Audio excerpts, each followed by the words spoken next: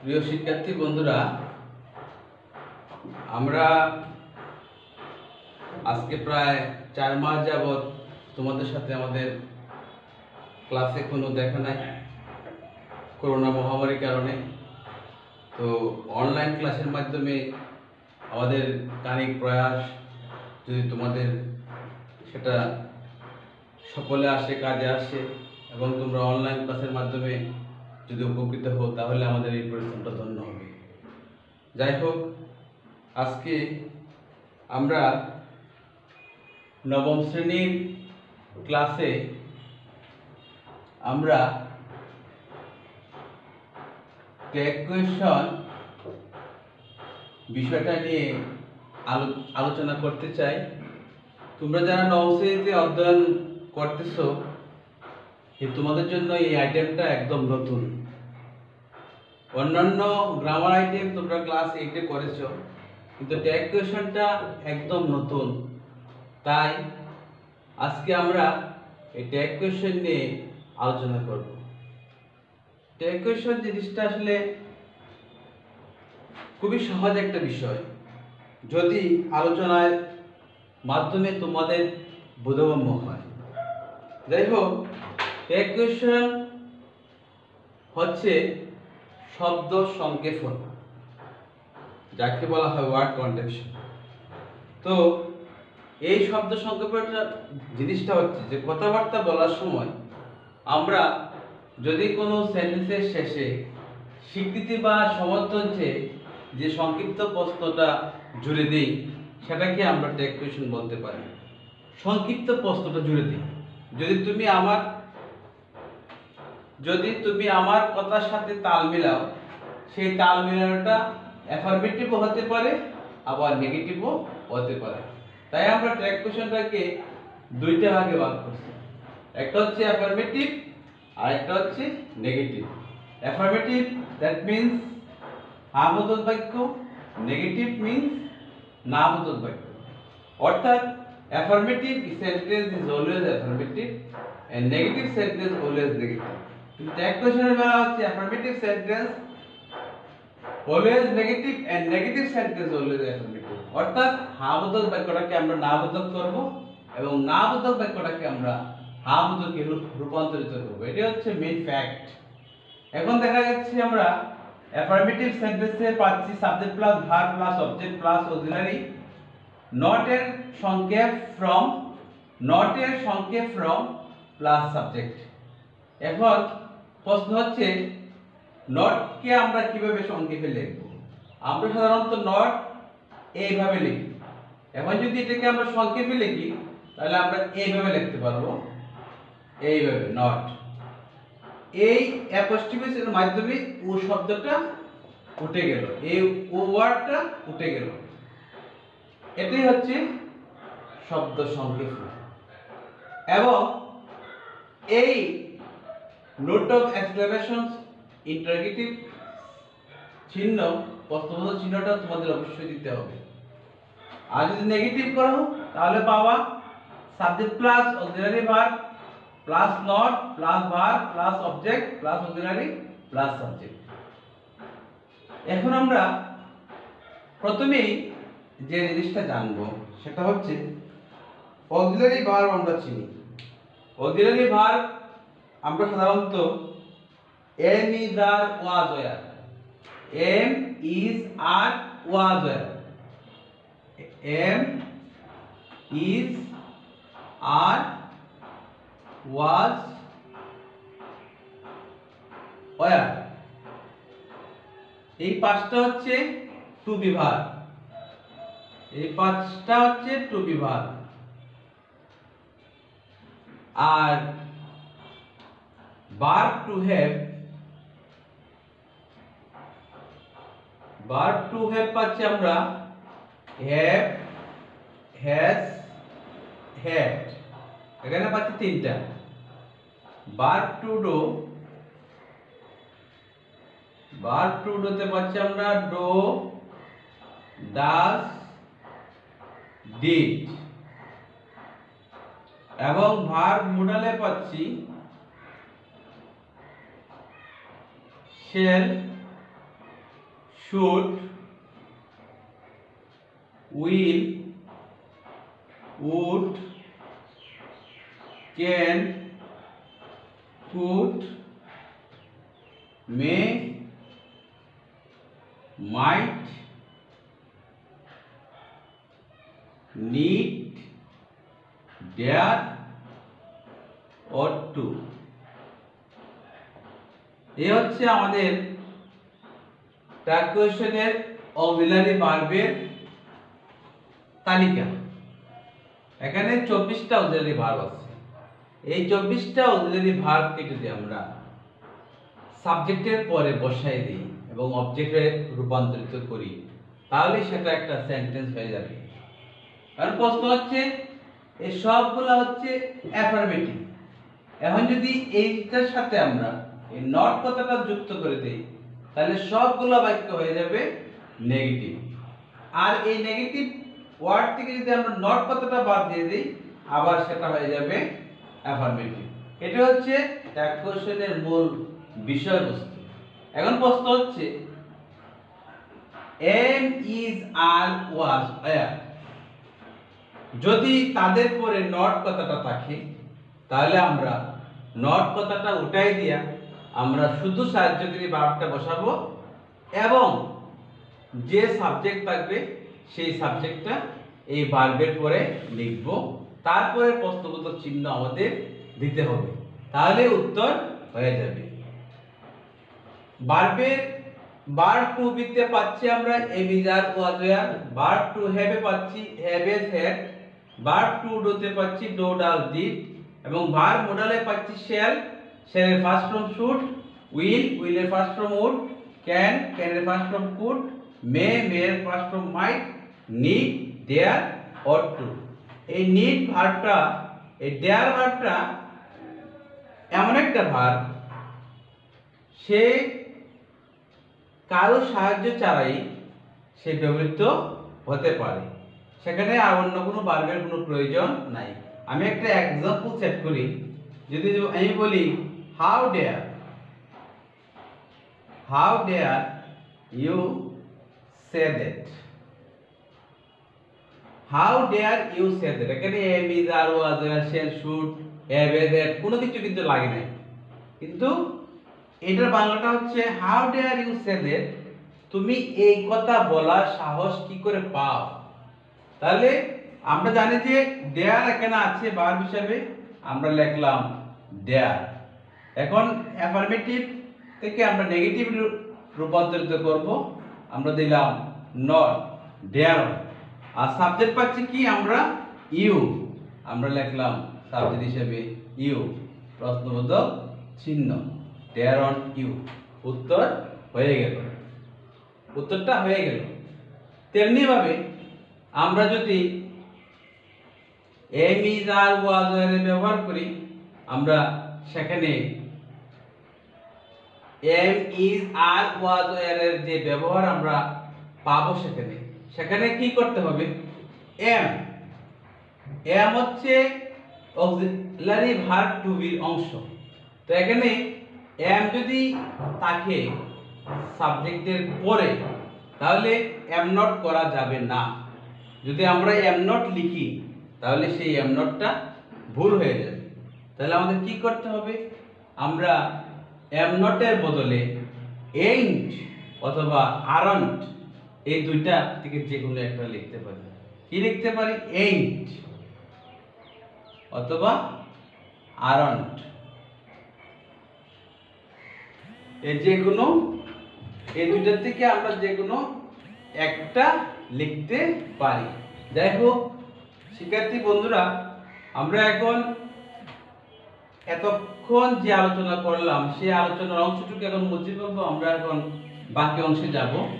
তো বাকি অংশে যাওয়ার আগে যে বিষয়টা আমি তোমাদেরকে আবারও বলতেছি, সেটা হচ্ছে ট্যাগ কোয়েশন তোমাদের ভালোভাবে বুঝতে গেলে, পারতে গেলে ভার্বের রূপগুলোকে তোমাদের অবশ্যই জানতে হবে। ভার্বের রূপগুলোকে আমাদের অবশ্যই জানতে হবে। কোন টেন্সের মাধ্যমে ভার্বগুলো করা হচ্ছে, সেই জিনিসগুলো যদি আমরা ধরতে না পারি তাহলে কিন্তু আমাদের ট্যাগ কোয়েশ্চেনের আনসার করা সম্ভব হবে না। যাই হোক, আমরা অক্সিলারি ভার্ব টু বির ব্যবহারের প্রথম যে ভার্বটা আছে সেটা হচ্ছে এম। তো আমি লিখলাম আই এম হ্যাপি। সেটার বাংলা হচ্ছে আমি হই সুখী। আমি হই সুখী।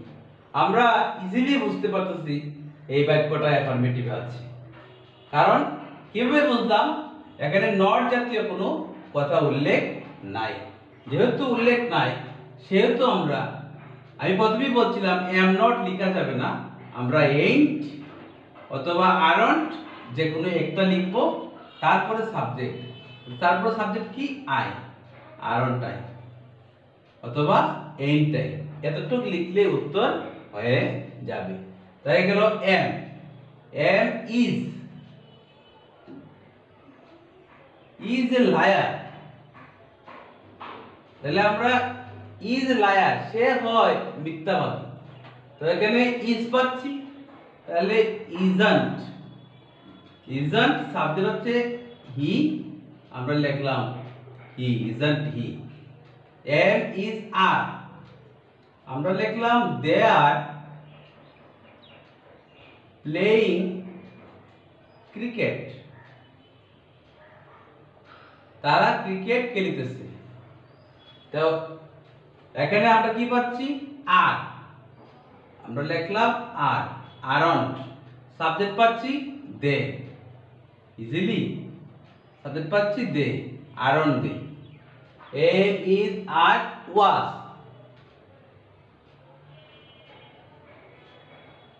I was writing a letter.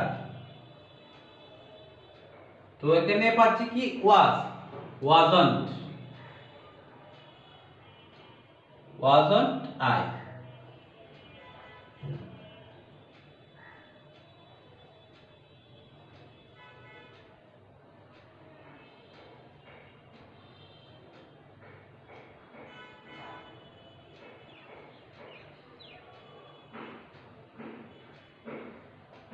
They were singing a song.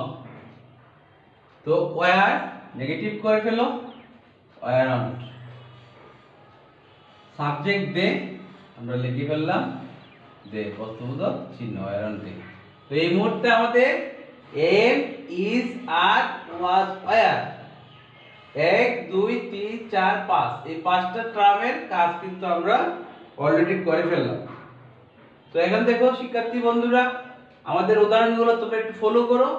I am happy, বারবার বলতেছি কখনো এম নট হবে না। এম নটের বদলে হবে এইন্ট অথবা আরন্ট। তোমরা সবসময় এম দেখলেই এইন্ট অথবা আরন্ট লিখবা এবং সাবজেক্ট যা থাকবে তারপরে বসবে এইন্টটাই। ইজ এ লায়ার, ইজ পাচ্ছে আমরা অক্সিলারি ভার্ব, তাই আমরা লিখলাম isn't he. They are playing cricket, আমরা আর পাচ্ছি অক্সিলারি ভার্ব, তাই আমরা লিখলাম aren't they. I was writing a letter, was পাচ্ছি wasn't I. They were sing a song, were পাচ্ছি তাই হচ্ছে ওয়ারন্ট দে। তাহলে এই আলোচনার মাধ্যমে আমরা খুব সহজে বুঝতে পারলাম যে অ্যাফার্মেটিভ সেন্টেন্সকে যদি আমরা নেগেটিভ করতে চাই তাহলে অবশ্যই অ্যাফার্মেটিভ সেন্টেন্সটাকে নেগেটিভে রূপান্তর করতে হবে এবং নেগেটিভে রূপান্তর করার পরে আমরা সাবজেক্ট এবং তারপরে প্রশ্নবোধক চিহ্ন উল্লেখ করলেই আমাদের আনসার হয়ে যাবে। যাই হোক, আমরা এম ইজ আর ওয়াজ এর ব্যবহার শেষ করলাম। এখন যে জিনিসটা আমরা জানবো সেটা হচ্ছে ডো, ডাজ, ডিড। এটাকে বলা হয় ভার্ব টু ডু। আরেকটা কথা না বললেই নয়, ভার্বের কয়টা রূপ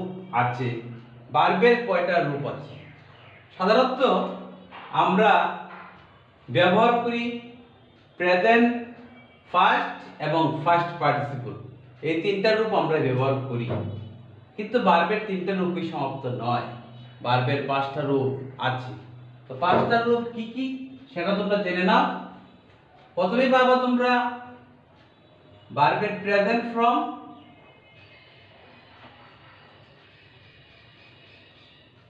ফার্স্ট ফ্রম,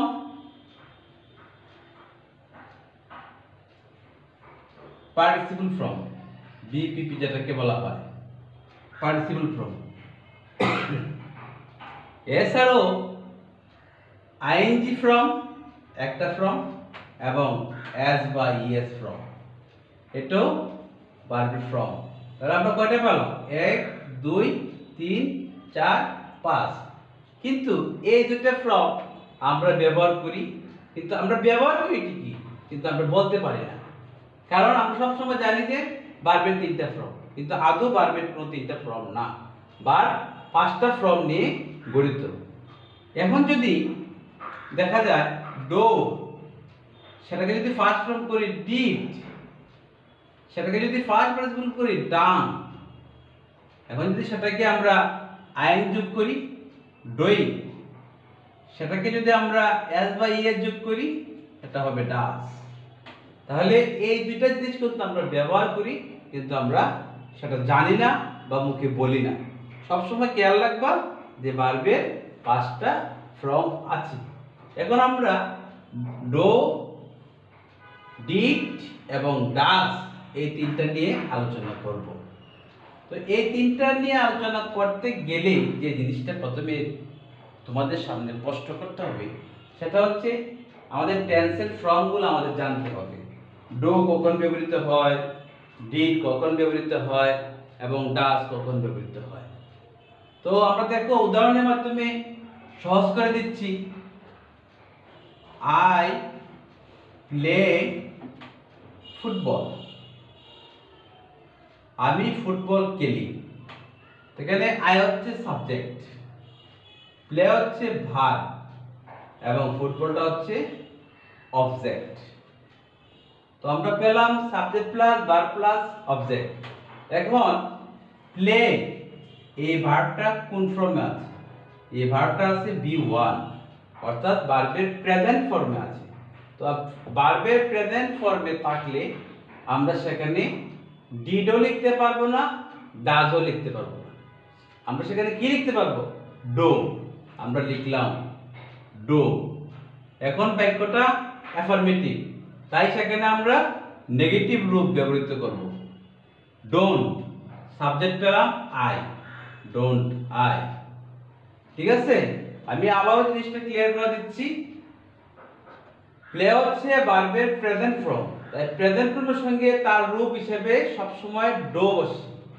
বাক্যটা যেহেতু অ্যাফার্মেটিভে আছে তাই আমরা সেখানে নেগেটিভ ফর্ম হিসেবে আমরা নট লিখলাম, তাই সেখানে হলো ডোন্ট। আর আই হচ্ছে সাবজেক্ট, তাই আমরা লিখলাম আই। ঠিক আছে, তো আমাদের পরবর্তী উদাহরণ, I went to school,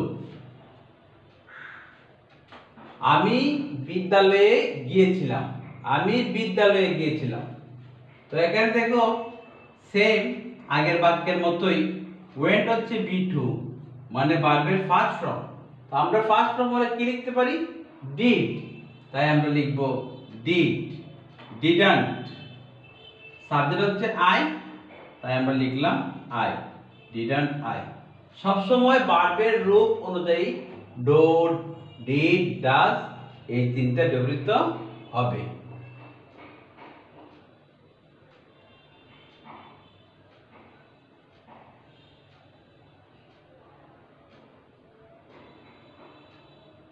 Karim goes to market, Karim third person singular number, Karim third person singular number. আমরা জানি যে থার্ড পারসন সিঙ্গুলার নাম্বার হলে ভার্বের শেষে এস বা ইএস যোগ করতে হয়, তাই আমরা গোস পেলাম। তো গোস, গোসের সাথে ডো, ডাজ, ডো, ডিড দুইটাই ব্যবহৃত হবে না, তাহলে কি ব্যবহৃত হবে? ডাজ। আমরা লিখলাম ডাজ। নট অবশ্যই দিতে হবে যেহেতু অ্যাফার্মেটিভ বাক্য। ডাজন্ট, করিম, করিম তার প্রনাউন হচ্ছে হি, তার প্রনাউন হচ্ছে হি। ঠিক আছে, করিমের প্রনাউন হচ্ছে হি। পুলিঙ্গ হলে হি হবে এবং স্ত্রীলিঙ্গ হলে আমরা সি লিখব। বস্তু, ইতর প্রাণী, ছোট শিশু তাদের ক্ষেত্রে ইট ব্যবহৃত হয়। তাহলে এই মুহূর্তে আমাদের do, does, did, am, is, are, was, were এই ব্যবহারগুলো গেল এবং ভার্বের ফর্মগুলো সম্পর্কে আমরা মোটামুটি অবগত হতে পারলাম। এখন আমাদের থাকবে কি modal auxiliary verb. Modal auxiliary verb যে জিনিসটা সেটা এইগুলোর মতোই, শুধু একটু আলোচনা করলে এই জিনিসগুলো তোমাদের সামনে স্পষ্ট হয়ে উঠবে। তো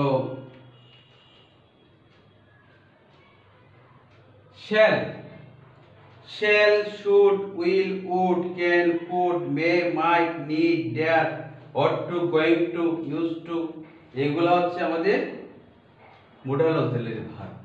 তো আমরা shall এর নেগেটিভ ফর্ম লিখব shan't, will এর নেগেটিভ ফর্ম লিখব won't, can তার নেগেটিভ ফর্ম লিখব can't, এই জিনিসগুলো আমাদের জানতে হবে। may তার নেগেটিভ ফর্ম হচ্ছে mayn't,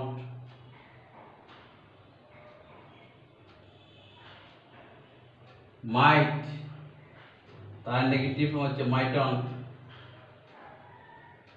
এই জিনিসগুলো আমাদের জানতে হবে। যাই হোক, এখন আমরা shall আমরা যদি লিখি I shall go to school, আমি স্কুলে যাব, তাহলে নেগেটিভ করলে কি হবে shan't হয়ে যাবে। আর সাবজেক্ট কি দিতে হবে I will go to market, তাহলে will এর নেগেটিভ ফর্ম কি হবে own, সাবজেক্ট কি দিতে হবে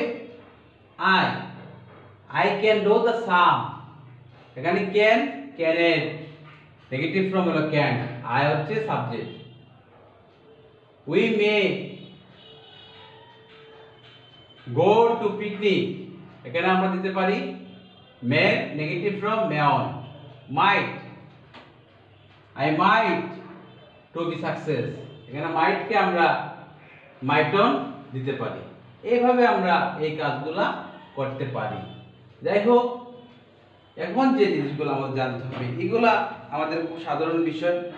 এগুলা একবার দুবার যদি তোমরা আমাদের এই কথাগুলো মনোযোগ সহকারে হৃদয়ে ধারণ করতে পারো, তাহলে তোমাদের জন্য জিনিসগুলো সহজ হয়ে যাবে। আর সব সময় যে কথাটা মনে রাখতে হবে টেক্সট কোশ্চেনের বেলায়, সেটা হচ্ছে অ্যাফার্মেটিভ সেন্টেন্সকে নেগেটিভ করতে হবে এবং নেগেটিভ সেন্টেন্সকে তোমাদের অ্যাফার্মেটিভে রূপদান করতে হবে। এই কথাটি হচ্ছে ট্যাগ কোশ্চেনের মূল মন্ত্র।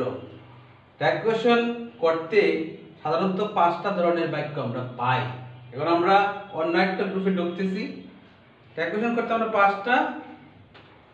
5 ধরনের বাক্য পাই: assertive sentence, imperative sentence, exclamatory sentence, objective sentence, negative sentence. Assertive, imperative, exclamatory, complex এবং নেগেটিভ সেন্টেন্স, এই সেন্টেন্সগুলোর ব্যবহার আমরা পাই ট্যাগ কোশ্চেন। তো আমরা ট্যাগ কোশ্চেনের একটু ব্যতিক্রম নিয়মে চলে যাচ্ছি। যেমন let us go home, let us go home।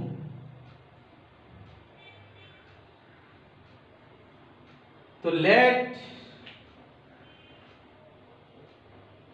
যদি কোনো ট্যাগ কোশ্চেনে থাকে তাহলে আমরা shall we লিখতে পারি। let us অর্থাৎ let's, এইভাবে আসতে পারে পরীক্ষা, এইভাবে আসতে পারে let us, let's। কিন্তু এই let's এর পরে যদি প্রনোমিনাল অবজেক্ট মানে ব্যক্তিবাচক ক্রিয়া যদি থাকে, যেমন মনে করো him, is, her, them, এগুলো যদি তোমরা পাও তাহলে তোমরা সেখানে shall we ব্যবহৃত না করে will you ব্যবহার করবে। shall we ব্যবহার না করে will you ব্যবহার করবে। দেখো তোমরা একটা উদাহরণ, let them play cricket, let them play cricket, চলো আমরা ক্রিকেট খেলি। তাহলে এখানে দেম আমরা পেলাম, তাই শ্যাল উই না লিখে উইল ইউ ব্যবহার করব। ঠিক আছে, যদি আমরা লেটের পরে হিম হিজ হার দেম এগুলো পাই, তাহলে আমরা শ্যাল উই না লিখে উইল ইউ ব্যবহৃত করব। এটা হচ্ছে একটা নিয়ম। আরেকটা হচ্ছে ডোন্ট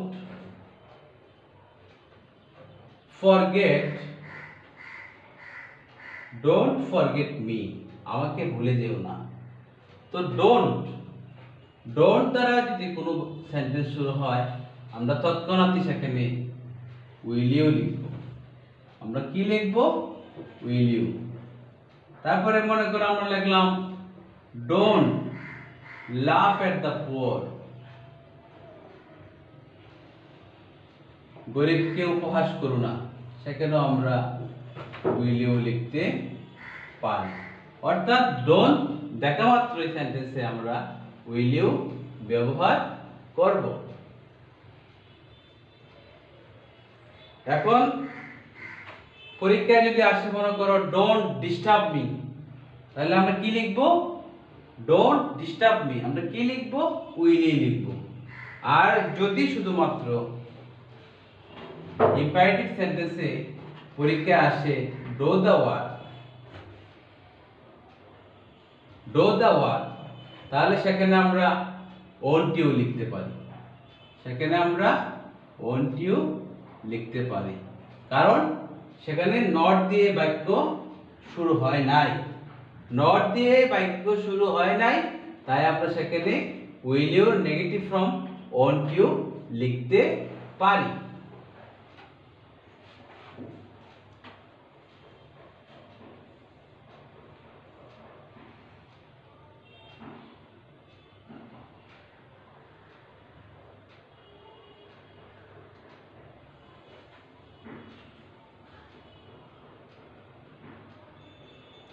এখন আমরা এখানে কয়েকটি সেন্টেন্স লিখব এবং এই সেন্টেন্সগুলোর আলোকে আলোচনা করব।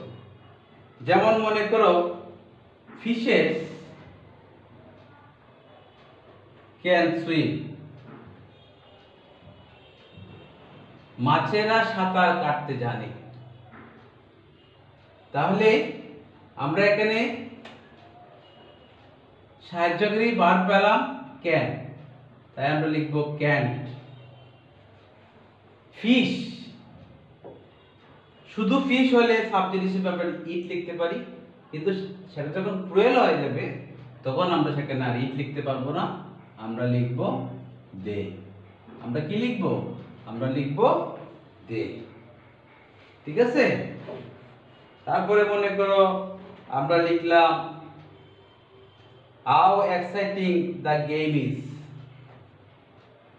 How exciting the game is.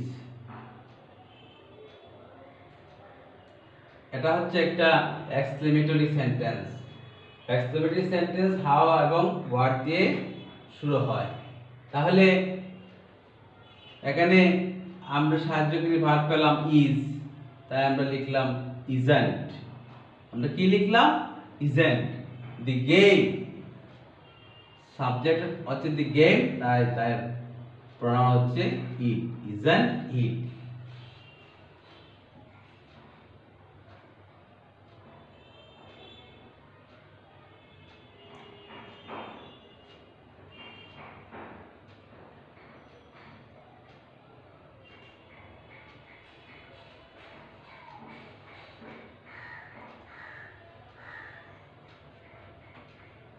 How beautiful the girl is, তো আমরা সাহায্যকারী ভার্ব কি পেলাম? Is, isn't. দি গার্ল, তার প্রনাউন হচ্ছে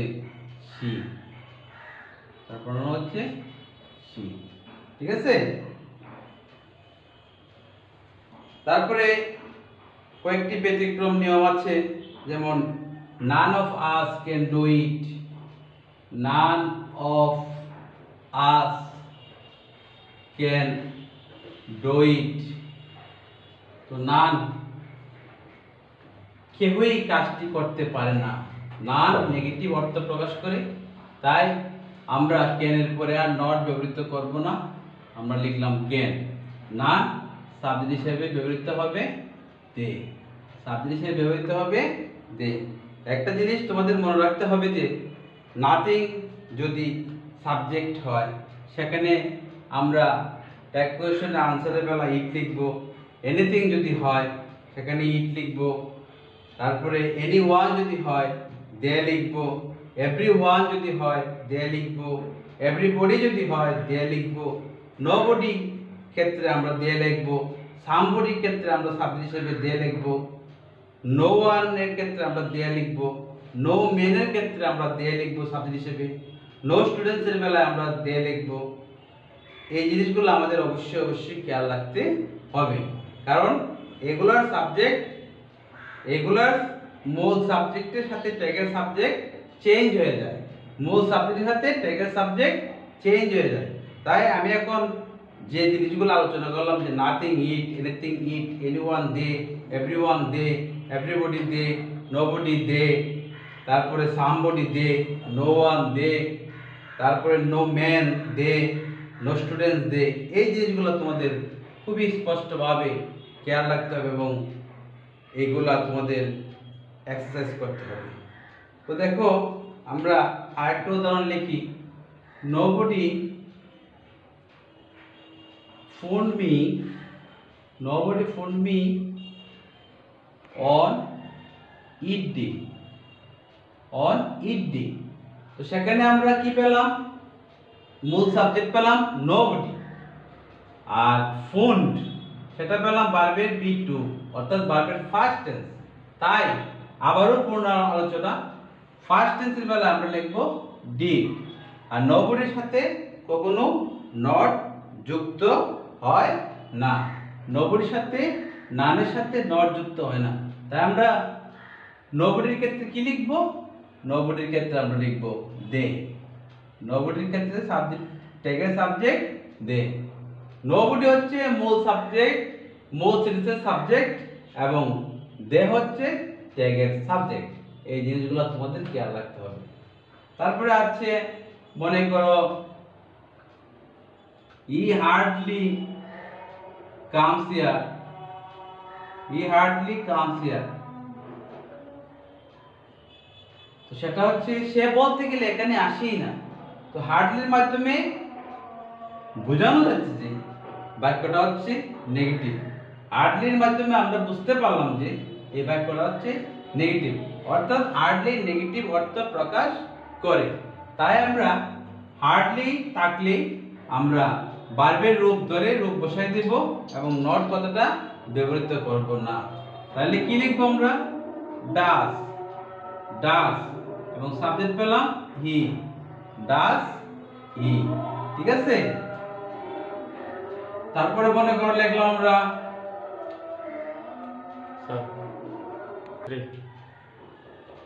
দেখো আরেকটা নিয়ম, তোমরা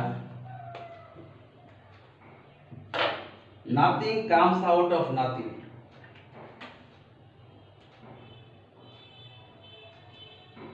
nothing comes out of nothing, অর্থাৎ শূন্য থেকে কোনো কিছু হয় না। তো সেখানে নাথিং দ্বারা আমরা নেগেটিভ সেন্টেন্স বুঝতে পারলাম। কামস যেহেতু আছে আমরা লিখলাম ডাস, এবং নাথিং থাকলে ট্যাগের সাবজেক্ট হবে ইট, ডাস ইট। ঠিক আছে? নাথিং ইজ ইকুয়াল টু ইট, অর্থাৎ নাথিং থাকলে আমরা ইট লিখব। কামস থেকে আমরা নিলাম ভার্বের ফর্ম হিসেবে ডাস। নাথিং নেগেটিভ অর্থ প্রকাশ করে, সুতরাং সেখানে নট ব্যবহৃত হবে না। আরেকটা দেখো, ওয়ার্কিং ডগ seldom bites,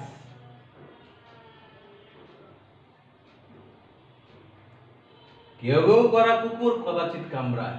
তো সেলডাম এখানে নেগেটিভ অর্থ প্রকাশ করছে, তাই আমরা লিখব ডাস। ওয়ার্কিং ডগ, তাই তার সাবজেক্ট হবে ইট। ঠিক আছে, সাবজেক্ট হিসেবে তোমরা ইট লিখতে পারো। তারপরে everybody is dancing, everybody is dancing. তো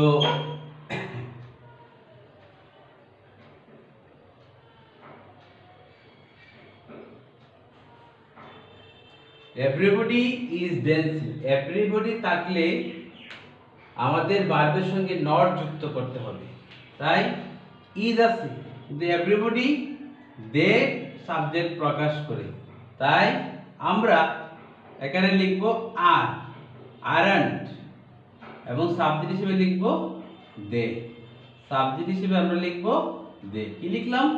everybody, everybody is dancing, aren't দে।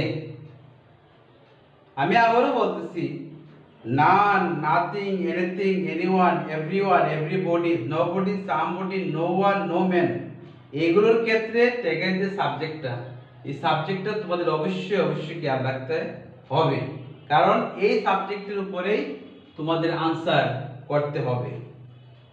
যাই হোক প্রিয় শিক্ষার্থী বন্ধুরা, আমরা এতক্ষণ টাগ কোয়েশ্চেনের যে বিষয়গুলো নিয়ে মোটামুটি এখানে আলোচনা করলাম, এই বিষয়গুলা তোমরা আলোচনা শুনে যদি উপকৃত হও তাহলে আমি মনে করব আমার এই চেষ্টা সফল, এবং তোমরা